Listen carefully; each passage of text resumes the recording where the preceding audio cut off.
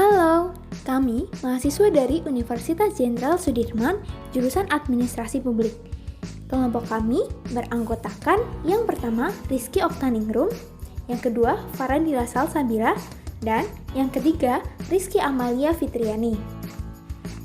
Kelompok kami akan membahas mengenai birokrasi. Pasti teman-teman sudah sering mendengar kata itu, bukan? Tapi, apa sih yang teman-teman pikirkan mengenai birokrasi? Apakah pelayanan yang lama, adanya orang dalam, tapi mereka itu patuh dan membantu kita loh. Jadi, sebenarnya apa sih birokrasi itu? Terdapat 3 ahli yang mengemukakan pendapatnya. Yang pertama, Weber. Birokrasi merupakan organisasi besar yang memiliki otoritas legal rasional, legitimasi, pembagian kerja, dan bersifat impersonal. Yang kedua, menurut Marx, sebuah wujud mekanisme pertahanan dan organ dari kaum borjuis untuk mempertahankan kekuasaannya. Yang ketiga, menurut Hegel, birokrasi merupakan penjembatan antara kepentingan sipil dengan pemerintah.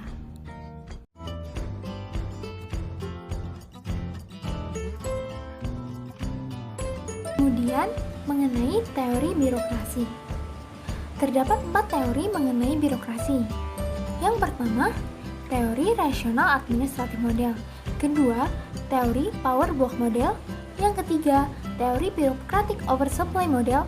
Dan yang terakhir, teori new public service. Yang pertama, teori rasional administratif model yang dikembangkan oleh Weber. Model ini menyatakan bahwa birokrasi yang ideal adalah birokrasi yang berdasarkan pada sistem peraturan yang rasional dan tidak berdasarkan pada paternalisme kekuasaan dan karisma. Dalam teori ini, birokrasi harus dibentuk secara rasional sebagai organisasi sosial yang dapat diandalkan, terukur, dapat diprediksikan, dan efisien. Oleh karena itu, birokrasi harus diciptakan sebagai sebuah organisasi yang terstruktur, kuat, dan memiliki sistem kerja yang terorganisir dengan baik. Contoh penerapan teori ini adalah pada negara-negara dengan tipe kepemimpinan yang dominan. Yang kedua, teori power block model. Teori ini berdasarkan pada pemikiran bahwa birokrasi merupakan penghalang rakyat dalam melaksanakan kekuasaan. Pemikiran ini berkaitan dengan ideologi Marxisme yang menyatakan bahwa birokrasi berkaitan dengan proses dialektika kelas sosial antara si kaya dan si miskin. Contoh penerapan teori ini yaitu di negara Cina dan Korea Utara. Teori yang ketiga, teori bureaucratic oversupply model. Teori ini berbasis pada pemikiran ideologi liberalisme yang muncul sebagai respon dari teori birokrasi Weber dan Marx. Teori ini pada intinya menyoroti kapasitas organisasi yang dipandang terlalu besar, terlalu mencampuri urusan rakyat, dan mengkonsumsi terlalu banyak sumber daya. Pada teori ini, pejabat birokrasinya dimotivasi oleh kepentingan-kepentingan mereka sendiri, berusaha memperbesar institusi mereka agar mempermudah pekerjaan dan tanggung jawab, memperbanyak anggaran, dan memiliki kewenangan sebanyak mungkin. Contoh dari model ini adalah pada negara-negara berkembang. Teori yang keempat adalah new public service.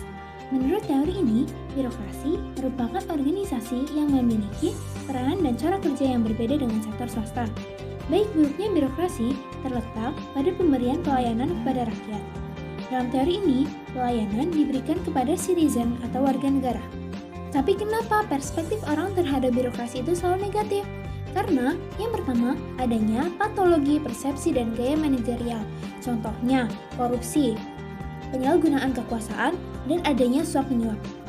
Yang kedua, patologi kurangnya kompetensi. Contohnya, pelayanan yang kurang memadai sehingga diperlukan peningkatan kualitas pada saat rekrutmen. Yang ketiga, patologi pelanggaran peraturan perundang-undangan. Contohnya, tidak disiplin atau adanya pelanggaran kode etik. Yang keempat, adanya patologi perilaku disfungsional negatif. Contohnya, sikap tidak adil, sikap acuh tak acuh, serta pelayanan yang berbelit-belit. Patologi yang kelima yaitu patologi situasi internal dalam instansi. Contoh dalam patologi ini yaitu Yang pertama, adanya konflik kepentingan antar individu. Ketidakpercayaan kepada pemimpin, sehingga pemimpin menjadi kunci keberhasilan organisasi. Jadi, gimana sih birokrasi yang ideal itu?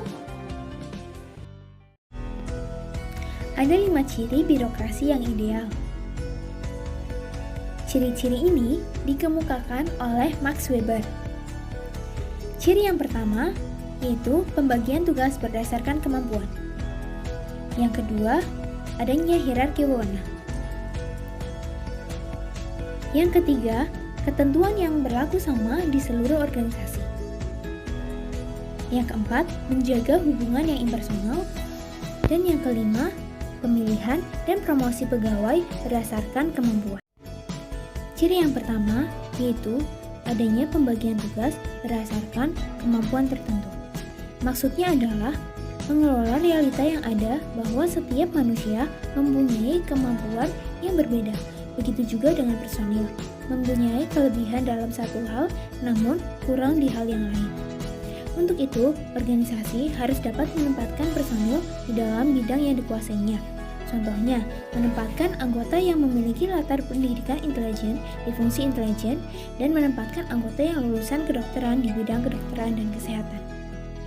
Yang kedua, yaitu adanya hierarki wewenang. Terdapat struktur organisasi di mana ada posisi bawah dan atas. Struktur yang di bawah diawasi oleh yang lebih tinggi dan yang lebih tinggi berwenang mengawasi yang di bawahnya. Hierarki ini sangat perlu agar sistem pengendalian dapat dilaksanakan dan mengefisiensi tugas. Contoh dari ciri birokrasi yang kedua ini yaitu dalam kepolisian. Kapolres memimpin 2.500 anggota yang tersusun dalam sebuah struktur yang berjenjang dari atas ke bawah, di mana posisi ini tentunya disertai dengan perbedaan kewenangan yang telah ditentukan sebelumnya. Ciri yang ketiga yaitu adanya ketentuan-ketentuan yang berlaku sama di seluruh organisasi. Untuk suatu hal yang sama dalam kondisi dan waktu yang sama, maka harus berlaku juga sebuah peraturan yang sama di seluruh organisasi. Artinya, peraturan yang ada harus ditaati oleh semua anggota organisasi tanpa terkecuali. Dengan adanya peraturan yang egaliter, maka pelaksanaan tugas dapat lebih mudah diukur. Contohnya, dalam birokrasi Polri, ada aturan mengenai kenaikan pangkat anggota. Peraturan itu berlaku sama untuk seluruh anggota Polri di seluruh Indonesia. Ciri yang keempat, yaitu menjaga hubungan yang impersonal. Karena keputusan yang rasional hanya dapat dibuat secara objektif tanpa emosi. Dalam birokrasi, administrator harus menjaga keputusannya agar tetap objektif berdasarkan fakta secara objektif. Administrator harus dapat mengesampingkan penilaian subjektifnya dalam mengambil keputusan. Contohnya, dalam menentukan arah penyidikan suatu perkara harus mengacu pada kajian yuridis yang sebenarnya. Ciri birokrasi ideal yang kelima yaitu pemilihan dan promosi pegawai didasarkan pada kemampuan, bukan pada pertimbangan-pertimbangan yang irrelevan. Dalam memberikan promosi jabatan, hendaknya menggunakan standar yang jelas dan berlaku secara universal bagi seluruh personil dalam organisasi. Contoh dari ciri yang kelima ini yaitu, dalam memilih kasat serse, pimpinan harus melihat bagaimana kompetensi calon yang diajukan dan memberikan jabatan kepada orang yang paling cocok. Lalu, bagaimana pelaksanaan birokrasi saat ini, baik di negara maju maupun di negara berkembang? Apakah pelaksanaan birokrasi tersebut memiliki perbedaan? Tapi seperti apa? Birokrasi di negara maju biasanya memiliki ciri-ciri sebagai berikut. Aparat negara yang netral, objektif, rasional, cakap, terampil, dan efisien dalam mencapai kesejahteraan sosial serta tidak mudah diintimidasi. Sedangkan birokrasi di negara berkembang biasanya yang pertama berorientasi pada tujuan pribadi bukan pencapaian program. Dari sifat seperti ini lahir berbagai penyakit birokrasi yang menyebabkan aparat birokrasi di negara berkembang memiliki kredibilitas yang rendah dan dianggap tidak mengenal etika.